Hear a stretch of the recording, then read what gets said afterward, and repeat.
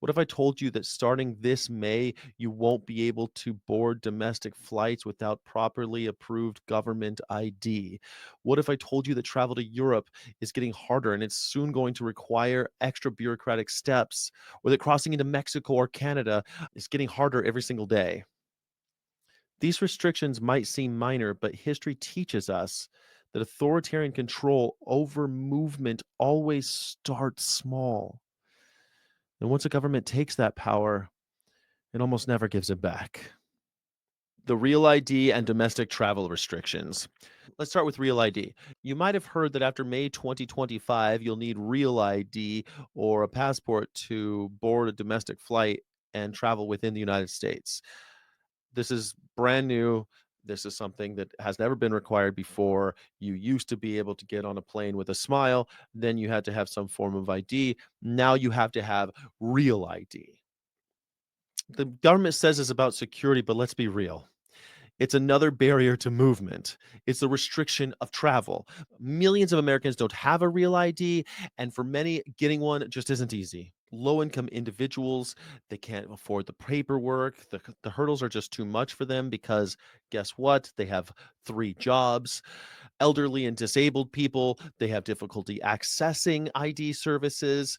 Undocumented or mixed status families fear scrutiny. Like, let's say you're legally here, but your brother isn't. Now, because you registered, your brother's going to go to jail and end up in Guantanamo Bay. So all of a sudden, you can't travel. We're restricting people's travel in order to control them. This isn't a total travel ban yet, but history shows that when governments start controlling movements, they don't stop at these minor little inconveniences. US, Mexico, and Canada, borders becoming barriers. Remember when you could just cross into Canada or Mexico with a driver's license? I do. I used to go there all the time as a kid. I used to travel there all the time because I had asthma really bad and it was cheaper to buy medication on the other side of the border. So maybe once or twice every couple of months, my parents would take me down to Mexico and we'd buy some inhalers for me. That's over. We're not doing that anymore. Security measures have tightened, passport requirements have increased, and border crossings are getting more difficult every day. Already people are being turned back. In my day, it took us 30 minutes to cross from Mexico into America if you had a valid form of identification from the United States, just a driver's license. That's all you needed. Now it's a 4 hour wait, 5 hour wait, or more to cross the border into the United States. And it's looking like that's happening going the other way now, thanks to our foreign policy and our domestic policy as well. This is not a bug of the system. This is by design. They're doing this intentionally in order to control you. If they control your movements and restrict your travel, they own you. Do birds need passports? Do dogs and cats need passports?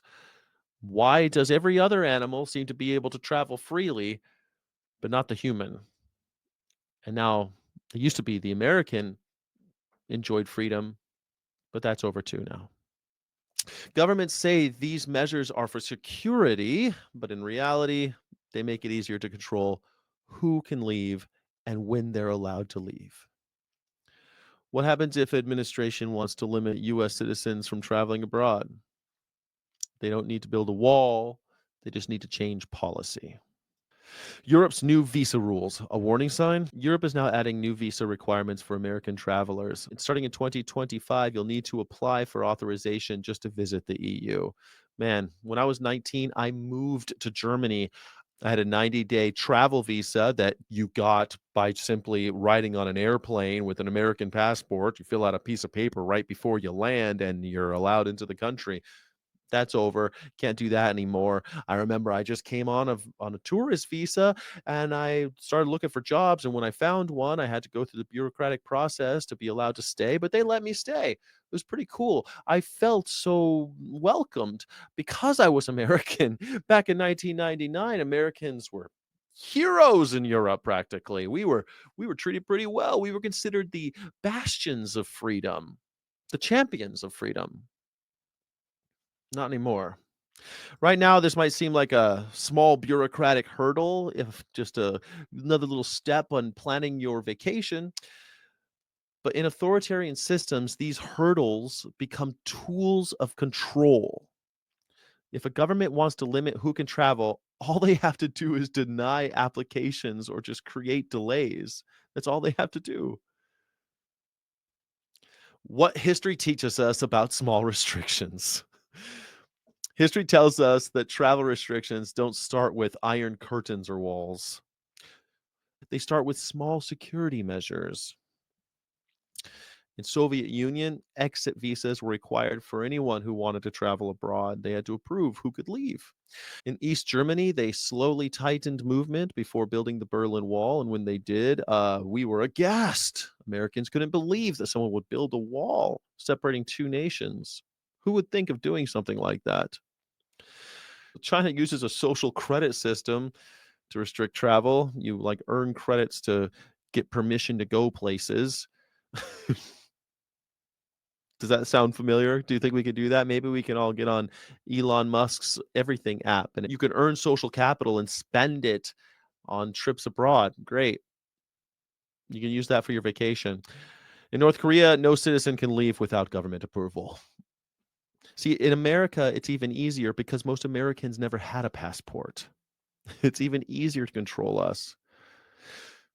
Once they start making borders more difficult to cross, all they have to do is snap their fingers, and now you can't cross because they just don't like the cut of your jib, because you might have said something online that they don't approve of. And that could be tracked by AI quite easily these days. When I make YouTube videos, it tracks my form of speech, what I'm talking about. It knows the topics of these videos. Once it just determines that I'm an undesirable, they don't have to let me travel anywhere. And they certainly don't want people like me. So they can limit your travel so that you don't get any crazy ideas by jumping around the country, living in all these different countries like I did. I've lived in multiple states and I've lived all over the world, and I've got lots of crazy ideas because of my exposure to different people and different cultures. They don't want you to have different ideas about people and cultures. They don't like that about you. They don't want you to have any kind of pluralistic ideas. You understand? These countries didn't restrict travel all at once. They started by requiring ID. Then they added bureaucratic steps, and then they imposed exit bans. Does that sound familiar? Why this matters today. Now, am I saying the US is a dictatorship? Not really. No, not totally. But let's not be naive. Authoritarianism doesn't happen overnight. It creeps in and it requires you to just do nothing.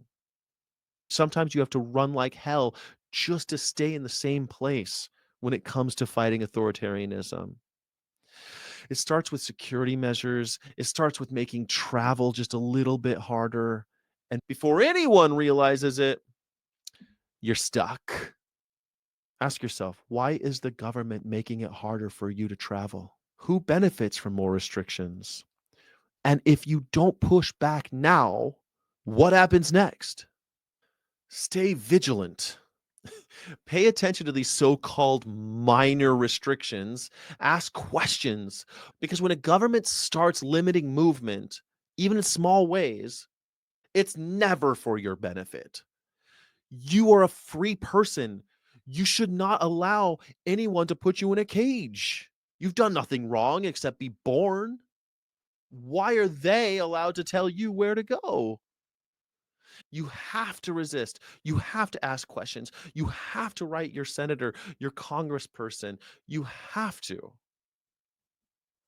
push back. Don't let them take your picture at the airport. I tell people that all the time. Most people think that long lines at the airport or at the border are just like inconveniences. Oh, poor me. I got to show up at the airport 2 hours early, which is bullshit. Oh, me. I got to show up at the border 5 hours early. They do that intentionally. Do you think they just invented taking off your shoes and all standing up there like a criminal and just degrading you? Especially if you don't have the money to go into TSA pre-check, or you don't have the money to go in through, the clear check. You can pay money for that if you'd like.